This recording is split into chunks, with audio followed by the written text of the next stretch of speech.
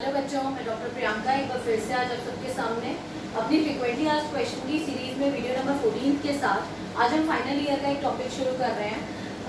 हमारे टॉपिक का नाम है long term objectives of 5 year plan. देखिए बच्चों, हमने जो पहले डिस्कस किया था वो पहले 4 चैप्टर डिस्कस किए थे। आज मैं 5th चैप्टर शुरू कर रही हूँ जिसमें मैंने प्लानिंग के बारे में टॉपिक पे बात करनी है।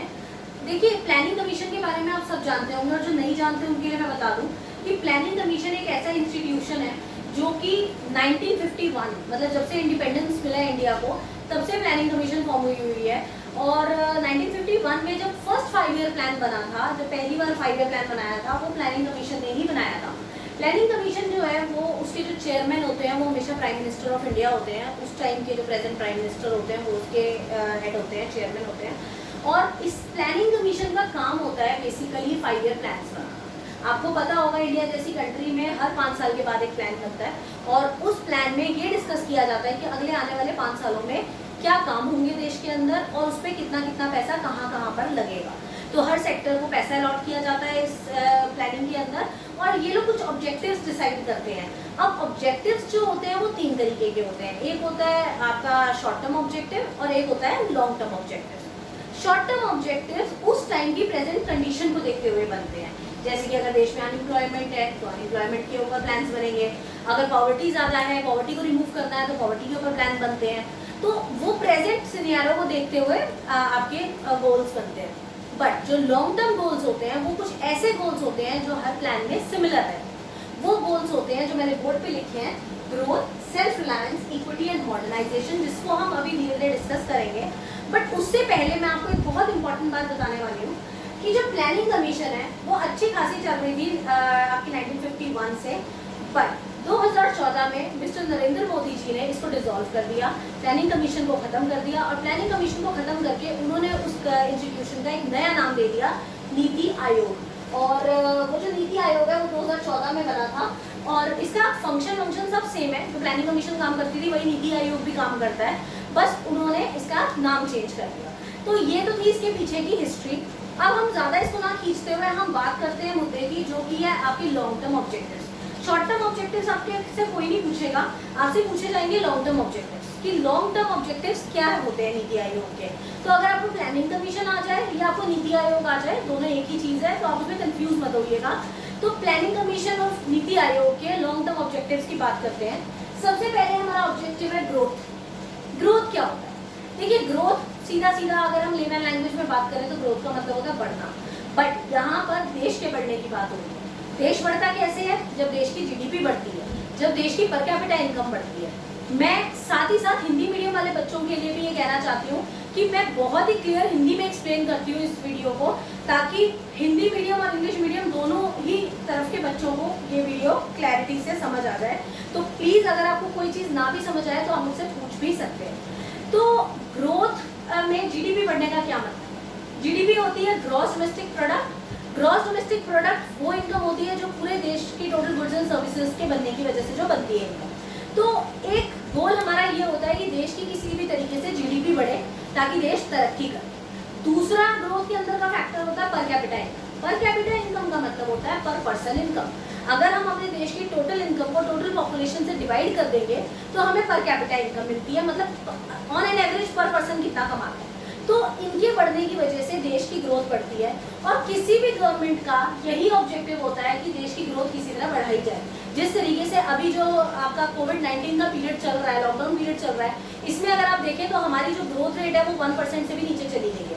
वो किस लिए चली गई? क्योंकि हमारे सारे इंडस्ट्रीज बंद है, हमारे काम धंधे सब बंद है।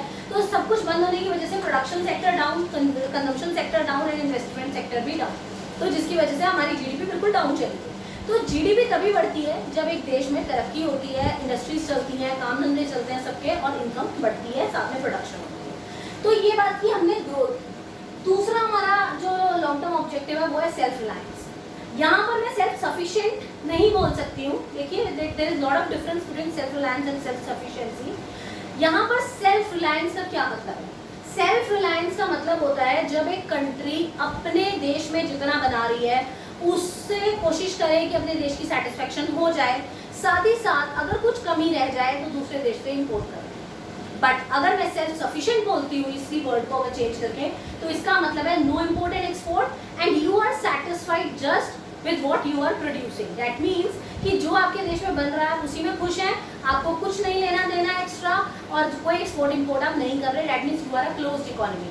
बट यहाँ पर हम बात कर रहे हैं सेल्फ रिलायंस की. एक कंट्री का कभी भी ऑब्जेक्टिव सेल्फ सफिशिएंसी नहीं होता है, कंट्री का हमेशा ऑब्जेक्टिव सेल्फ रिलायंस होता है. तो इसीलिए सेल्फ रिलायंस होना एक कंट्री में बहुत ही ज़्यादा ज़रूरी है, क्योंकि अगर सेल्फ रिलायंस नहीं होगा तो हम टोटली इंपोर्ट्स पे डिपेंडेंट हो जाएंगे, और जिसकी वजह से हमारे देश की डिपेंडेंसी बहुत ज़्यादा बढ़ जाएगी. तो दूसरा ऑब्जेक्टिव हमारा पूरा होता है सेल्फ रिलायंस, जिसको हम सेल्फ इंडिपेंडेंट भी बोल सकते हैं. थर्ड हमारा लॉन्ग टर्म ऑब्जेक्टिव है equity. What do you mean by equity? Equity किसी भी फॉर्म में इक्विटी हो सकती है. Equity between rich and poor, equity between आपका girl and boy, no gender discrimination. But यहाँ हम अगर इकोनॉमिक पॉइंट ऑफ व्यू से देखें तो यहाँ पर इक्विटी का मतलब है equality between rich and poor. यहाँ पर कोई डिस्क्रिमिनेशन नहीं होना चाहिए. कंट्री में हर किसी को बराबर का हिस्सा मिलना चाहिए, हर किसी के बराबर राइट्स मिलने चाहिए. तो इक्विटी यहाँ पर सबको बराबर का दर्जा, और हर कंट्री को, हर स्टेट को इक्वल रखें. अगर कोई स्टेट डाउन है या अंडर प्रिविलेज्ड है तो हमारी गवर्नमेंट को उनको उठाने के लिए कुछ एक्स्ट्रा प्रिविलेजेस देने चाहिए, ताकि वो भी कम्पीट करके आगे आ सके. तो यहाँ पर इक्विटी का मतलब है इक्वल प्रिविलेजेस जो हैं पुअर्स को भी मिलने चाहिए, उनको एक्स्ट्रा बेनिफिट्स दीजिए ताकि वो भी अच्छे लेवल पे आ सके. एंड लास्ट हमारा लॉन्ग टर्म गोल है मॉडर्नाइजेशन. यहाँ पर मॉडर्नाइजेशन का मतलब वेस्टर्न आउटलुक नहीं है. अगर कई बच्चों को अगर मैं कहूँ मॉडर्नाइजेशन तो उनको लगता है वो वेस्टर्न कपड़े पहनना, मैकडी में जाके खाना खाना, ये सब मॉडर्नाइजेशन है. No, modernization is not that. Modernization should be here, यहाँ होना चाहिए मॉडर्नाइजेशन.